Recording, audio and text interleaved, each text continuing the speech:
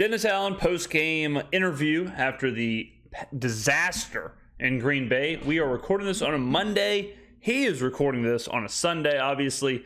Good news, ladies and gentlemen. We know now that Derek Carr suffered what looks to be an AC sprain, dodged any kind of major damage. So any kind of concern in this interview for Derek Carr's shoulder, we know now it's okay. All right, it sounds like he might miss a little bit of time, a week, 2 weeks, 3 weeks, something like that. But season ending, any kind of legitimate injury seems to have been not the issue, not the case. So thank you. The prayer circle we formed for Derek is all good. Hopefully Dennis talks about the actual game in here and it's not all about speculation on Carr's shoulder. So let's go ahead and listen to Dennis after one of the worst losses I've seen in a long time. Take it away. Okay, well, there we go. Second half, too many explosives, penalties down the field. He certainly isn't talking about our offense, I'll tell you that much. The explosives have to be the long passes from Green Bay. Green Bay was about as explosive as someone who had about $40 of gas station sushi at the end of the game. A lot of deep passes, but we knew that, right? We said that. We said Green Bay was going to be one of those teams that they had the ability to push the ball downfield. They weren't Tennessee. They weren't Carolina. Jordan Love, he's not Aaron Rodgers, but he's willing to push the ball. Some of the passes, diving catches, but them the breaks. Them the breaks in the NFL. Those kind of things can happen. Romeo Doubs was absolutely embarrassing everybody in the last 10 minutes of the game. And you got to also wonder how much of that was because the defense is on the field so much. How much of the explosiveness at the end of the game was because our defense was absolutely exhausted from being on the field the entire game. Worth mentioning. Which I thought, ended up costing us in the game. So we've got to get in more. We've got to make the corrections, and we got to learn from this, and we got to get better from it. There was a report that Carr was taken to a hospital. He's being examined for something with his shoulder. Yeah. Right, I think. Okay. So right, I think throwing shoulder is the reason they asked this question. Is it a non-throwing issue? Is it a shoulder issue? Whatever. Like I said, sounds like it's simply a sprain. Landed on it pretty bad. I'm actually kind of surprised they didn't throw a flag on the play. Looking back, he got kind of ragdolled to the ground. But again, everything I'm hearing, this is Monday morning at 6 a.m. We are recording this. Unbelievable levels of dedication, first of all. Everything I'm hearing is that he'll be okay. But does that mean he's playing this week against Tampa Bay? Probably not. But does that mean he'll play in the next month? More than likely. No, I don't know. I don't know. They're doing an evaluation. I think it's X-rays. I haven't heard yet. So. When you hear local hospital that sounds bad, does that mean that there's something else? He's in. What's the other option? So the reporter said when you hear local hospital, it sounds bad. What's the other option? He's going to a hospital. The locker room might not have had the imaging equipment they needed to get the information. An urgent care ain't open. Okay. What's the other option? Walgreens? Going to CVS? Checking with the local pharmacist at Walmart? I mean, it's crazy. They're in Green Bay. How big is the city? They probably just went to the closest hospital, get a scan, get an MRI or whatever it is, and then head back to NOLA. He's being evaluated. I can't tell you really any more than that. It's a shoulder injury. He's being evaluated. When we know what it is, we'll let you know.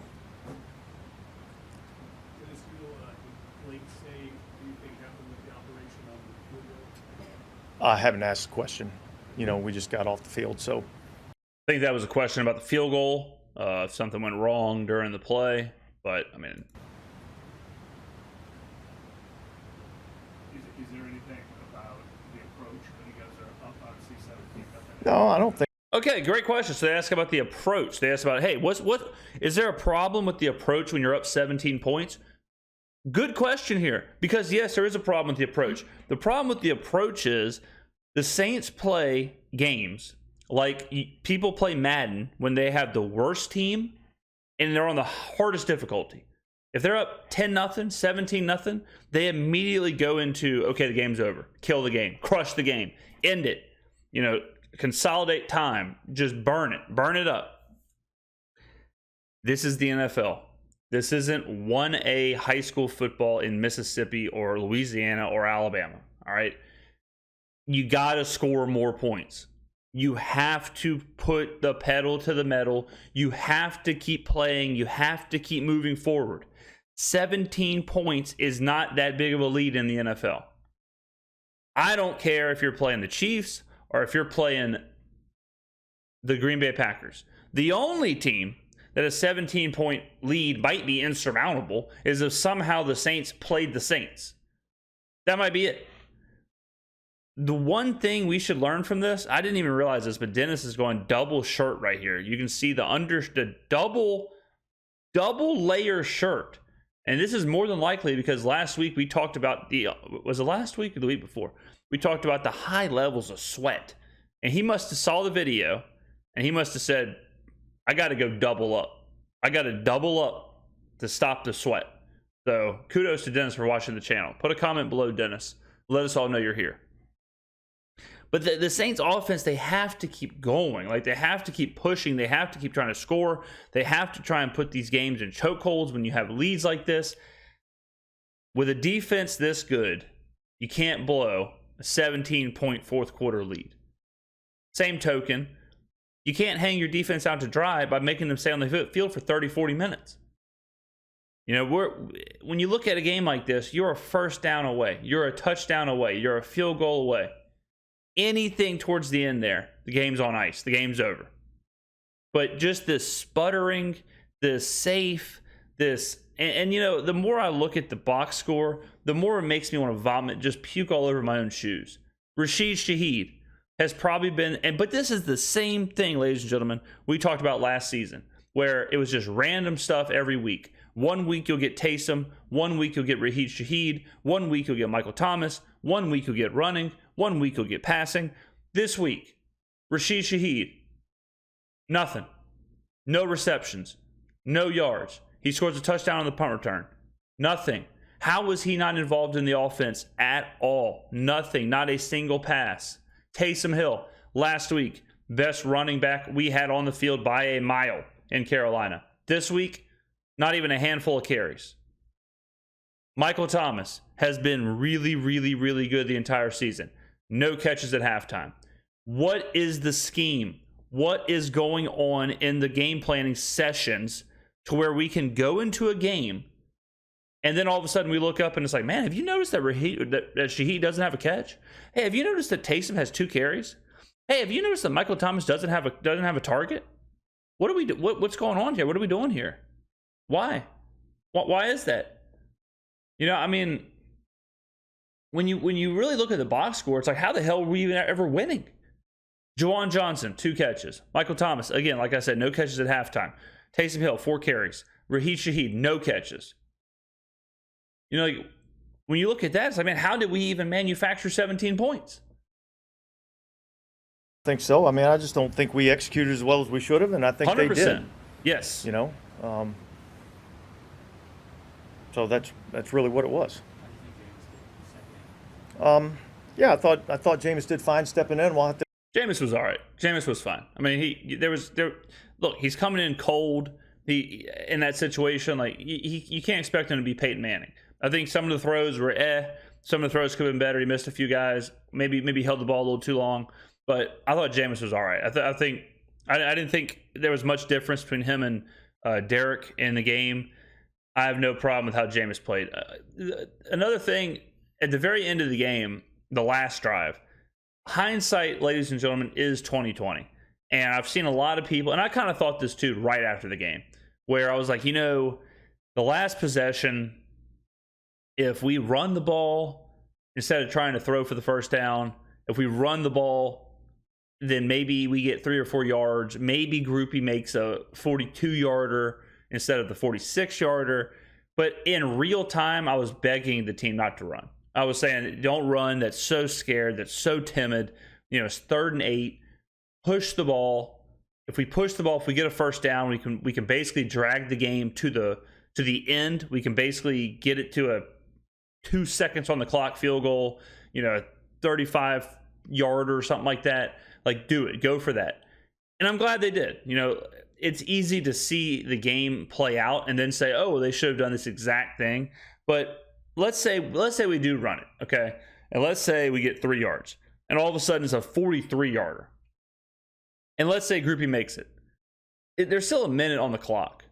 Like, the way our defense was playing, the way Jordan Love was playing, the way Green Bay was playing, are we sure that Jordan Love wouldn't have got them in the field goal range with a minute on the clock?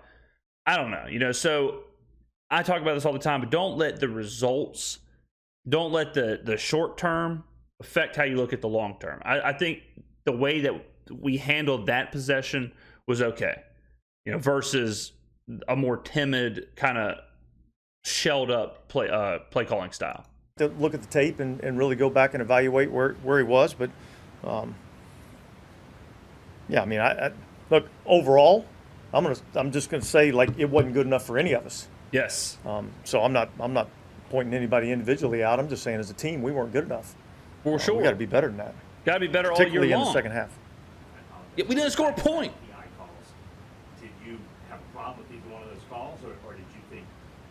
I didn't have a great view of it, so I couldn't comment on it. Even with their, One of them, the one on, I think it was Alante, I wasn't sure that I agreed with that one. So even when Derek was in the first half, are you guys not getting like consistent protection? yeah, I think. Can we get some microphones on these reporters? I mean, I'm having to. I need one of those, like the thing, the megaphones you hold up to your ear, like in the 1920s, to try and hear what's going on.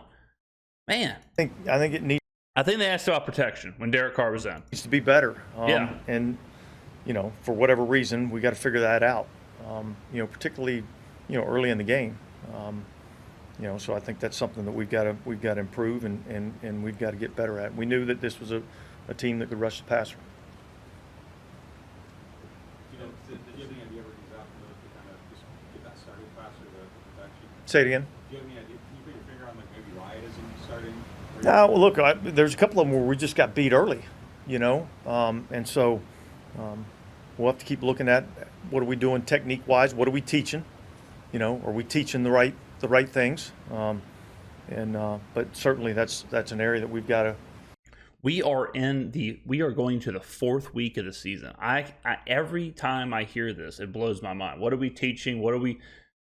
We gotta be better. I mean, I don't know how much instruction these guys need at this level. I mean, we're in the NFL. We are in week 4. Figure it out. Get some protection. Get someone on the offensive line who can do it. Go get someone. Get a free agent. Sign anyone. It has to be better than this. We've got to get better at that because it's not been good enough. Obviously not trying to pinpoint one moment in the game, but when you decided to pass up, I think it was about 55-yard field goal. Yeah. Look, I felt like at that moment in the game, I mean, I felt like that was the right call. The way we were playing, the moment in the game.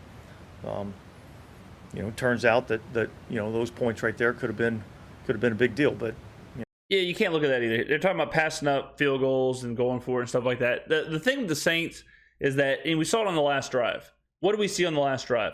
We needed yards. What did we do? We turned to Michael Thomas. We turned to Chris Olave. Why? We have to do that all throughout the game. 3rd and 3, 3rd and 4, 4th and 2, 4th and 4. Go to Olave. Go to Thomas.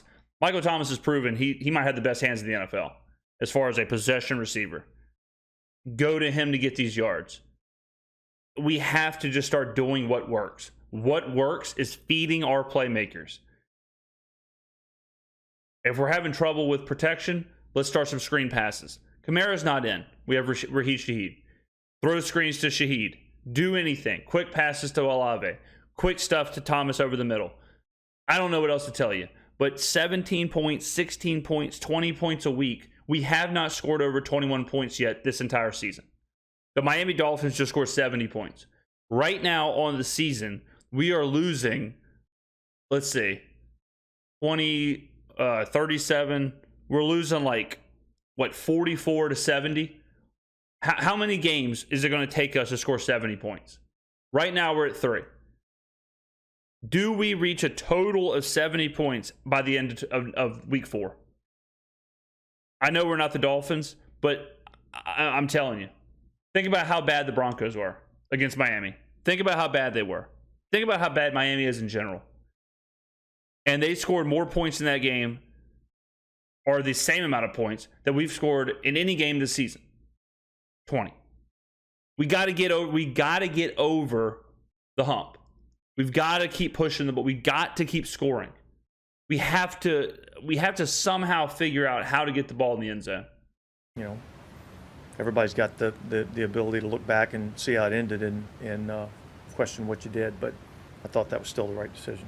And what specifically do you think changed for the secondary in particular? Obviously, Jordan Love did not have a lot of success over there. No, look, they All right, they asked what changed in the secondary in the second half. The defense being on the field for that long, the defense was exhausted. The defense was gassed. You could feel the momentum swing. Green Bay just was slinging the ball all over the place, and our defense was just, I mean, it just happens. You can't do that. You can't give that kind of effort 4 straight quarters with no break against an offense who all of a sudden gets into a rhythm and is just bombing the ball deep. I mean, it's a tale as old as time. Just they started taking their shots down the field and they converted a couple. They got a couple of PI calls, which created some, flip the field, and I thought that was really kind of the difference. Is this worse significant with Derek? How confident are you with Jameis with this team? Yeah, look, I'm Asked about how confident that he is with Jameis moving forward.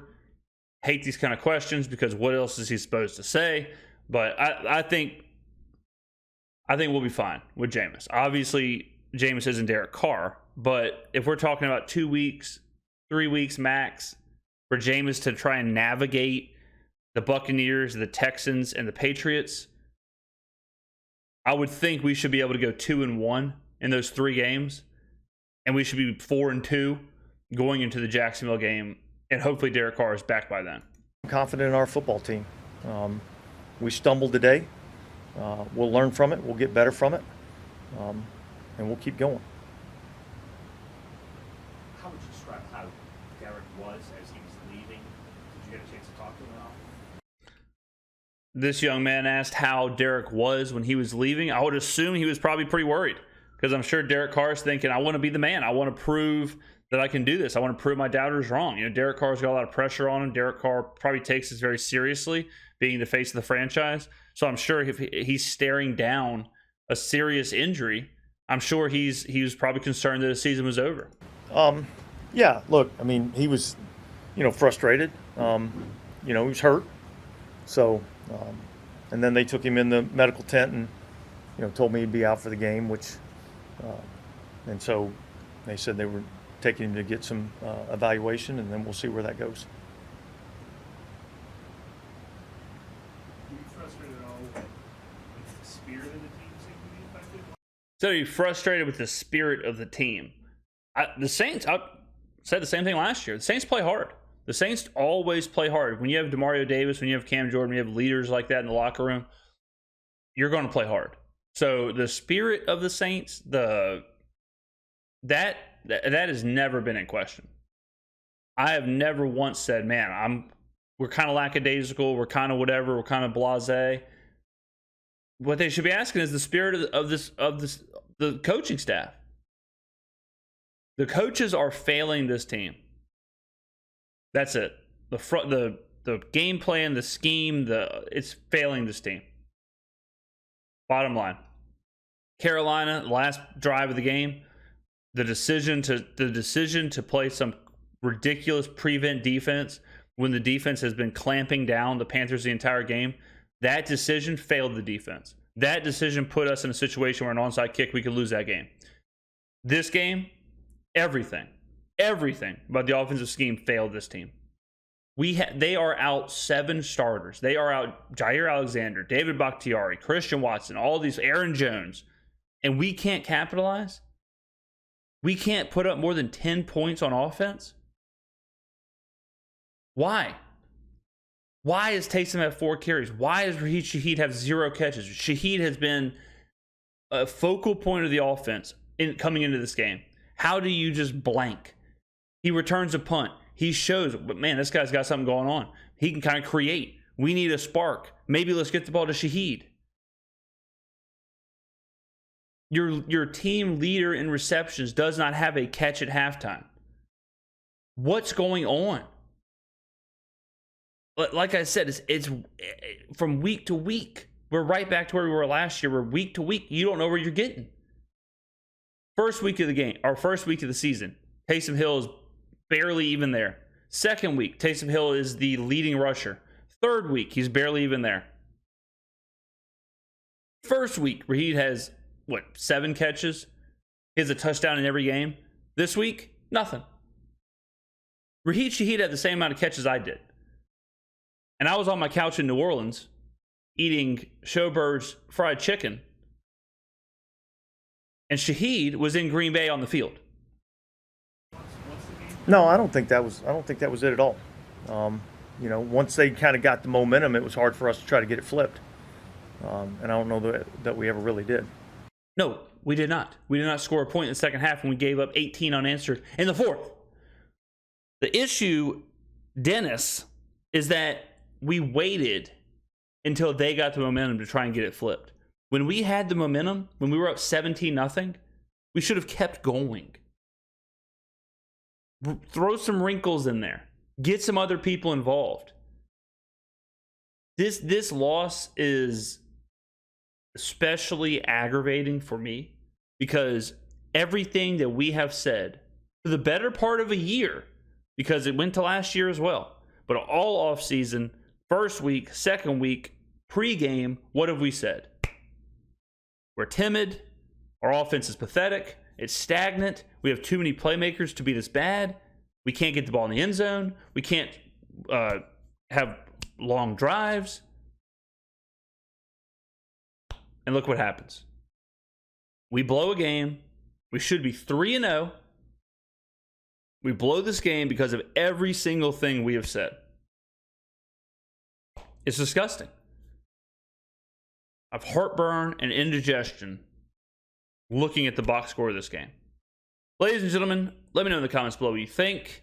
Sorry about the audio for the reporters asking their questions. I don't know if they're standing across the parking lot and they're screaming into an aluminum can with a string tied to it to get the question to Dennis. I don't know why it's like this, but it is what it is. Let me know in the comments below what you think. We are a day after. So we are a day after the night before, as some would say. So let me know in the comments below how you're feeling, what you're thinking about everything. Tough. It's going to be a tough week. It's going to be a tough week. But at least Derek's okay. I'll see you in the next video. Thank you for watching. Peace.